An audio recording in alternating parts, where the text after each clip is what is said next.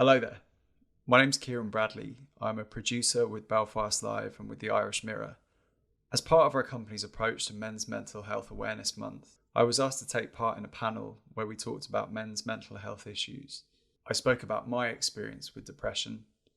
I spoke about the experience that I've had with people close to me who've been suffering with mental health issues. As we all know, the internet can be quite an unforgiving place at times. But weirdly, I have very little reticence about putting this out there. These are issues that will affect all of us from time to time, be it ourselves or people close to us. It's important that we're all able to recognise the symptoms of things like depression or dips in mental health, and we're able to identify them either in ourselves or in those around us. So what you might hear is a reasonably unordered stream of consciousness.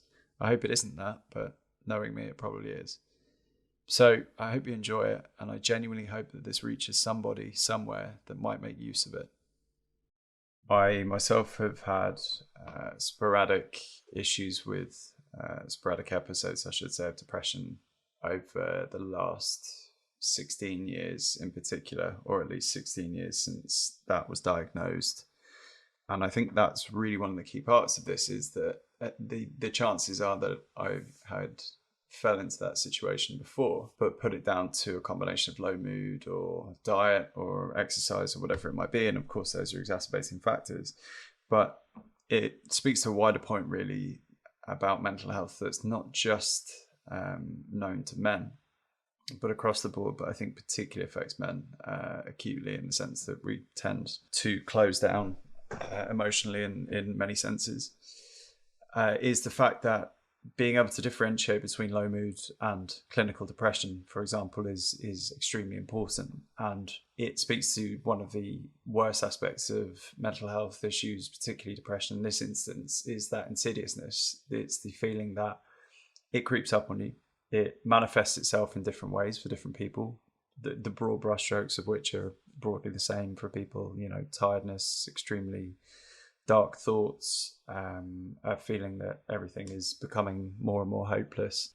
And so the problem before diagnosis is that you feel completely alone. You feel like this is something that is down to you and your personality and your personal situation, and factors that are known only to you. And as I say, I'm keen to express that that's not strictly men's experiences of this. It's actually a cultural experience, and it's dependent really on prior exposure to issues such as depression. So, for example, in my family, there is a history of depression and bipolar. The reality is that between my family and we were keenly aware of the symptoms. We were keenly aware of how it tends to manifest itself, and so therefore you're more likely to keep an eye out and be able to assist and help and get clinical help for someone who is going down that road. But this really, I think, is the key point, or one of the key points I want to get across, is that the insidiousness of the illness is that it robs you of your ability to tackle that illness, to speak to people, to identify it as a problem, a clinical problem that has a clinical solution or multiple clinical solutions. So as you realize that as you may slowly realize that you have a clinical problem, the faculties that you have available to you to solve that problem or begin to solve that problem or those problems are gradually robbed of you. So it's incredibly important to have not only friends and family available to you, but also having public health availability and people who are on hand to be able to effectively act as a crutch when you need it the most, and to begin to orient you as to ways that you can begin to solve this. And as I'm speaking, I'm somewhat aware of putting it in terms of problems and solutions, and I think actually this is probably one of the aspects that is particular to men, in that I don't want to create some sort of crass characteristic that men are not in touch with their emotions, because I think people are, and increasingly people of my generation, and obviously it varies family to family, but are cognizant of their own emotions and their abilities to tackle those. But to frame it really in terms of problems and solutions is a particularly male thing. I think it's you're trying to reach into whatever toolbox it is that you have available to you to begin to sort of tackle the issue at hand. One thing I would say on a kind of wider point here is that talking, the conversation has always been around talking for probably the last 10 years or so, really, when it's been very de rigueur to talk about mental health and to address mental health and the underlying causes and all of this. Talking is fine, and talking is obviously key to a lot of therapeutic practices, particularly counselling. But we've kind of got to a position now where you're asking people to talk, but often they don't know what to say and they don't know how to express what they're feeling because, as I say, it's difficult to identify depression in particular as a role in your life. So obviously that becomes a lot easier once you have been diagnosed and once you become personally aware of your own moods and how those symptoms manifest with you.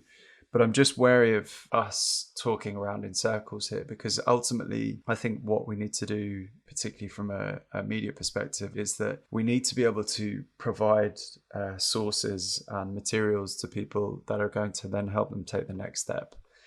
I did a series of articles last year during a downturn in my own mental health, which was thankfully really well received. And I was very heartened by not only the kindness that was shown in, a reasonably vulnerable situation, but also the fact that it was resonating with people, and particularly people in Ireland, which I'll come to a little later. But what we did then off the back of that was, and this is all done on the proviso that I'm not clinically trained and would not profess myself to be so, was to direct people to sources that are in their area that they may not be aware of, that they don't know about, particularly in rural areas where mental health and male suicide is higher than the national average for a multitude of cultural and logistical reasons. So I suppose what I'm saying is that talking is fine, but talking about talking gets very tedious. We need to be directing people to points where they can identify the difference between low mood and depression. And one thing I am particularly evangelistic about is counselling, is the ability to go somewhere and speak to someone in an environment where there is no judgment and there is no outside impulses, there's no distractions of phones or television or children or partners and friends or whatever it might be. It's the first time that I did counselling was this intense feeling of stillness and actually reflection on not only the words coming out of my mouth, but the thoughts that were coming and where they were coming from, and not trying to interlocute between those thoughts and them coming out of my mouth. And that takes time. It takes time to really listen to your inner voice and to say exactly how you're feeling. And oftentimes you can't say exactly how you're feeling because there are a lot of different inputs and competing emotions. And that's where I think meditation is particularly helpful as well, in terms of just identifying or really being curious about your general mindset and how the mind works, really, and where the thoughts tend to come from, and just being curious about why these things are, rather than trying to combat them and be resistant. To come specifically to the Irish context, and look, I'm speaking reasonably broad terms here, so if these are counteracted by any specific updated data, then by all means I'm ready to be challenged. But generally speaking, I think one of the overhangs of the Catholic Church has been the subjugation of the individual and the relegation of individual thoughts and feelings to a kind of higher power, which is a long socio-cultural history. But realistically, I think that the offshoots of that are enormous and generational. And then when you throw on top the troubles, and you throw on top all of the trauma, firsthand and generational, from that, you only have to look at things like the higher rates of domestic violence and alcoholism and drug use, and literally any cultural indicator that you care to mention. It's far higher in the north for reasons that are completely logical.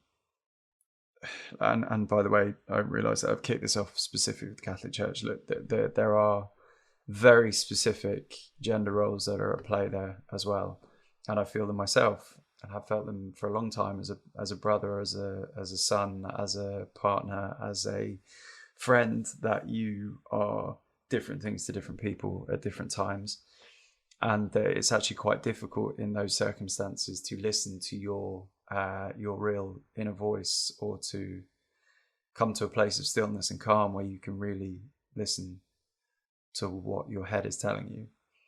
And oftentimes, as we've mentioned before, what your head is telling you is not right. It's affected by a brain imbalance.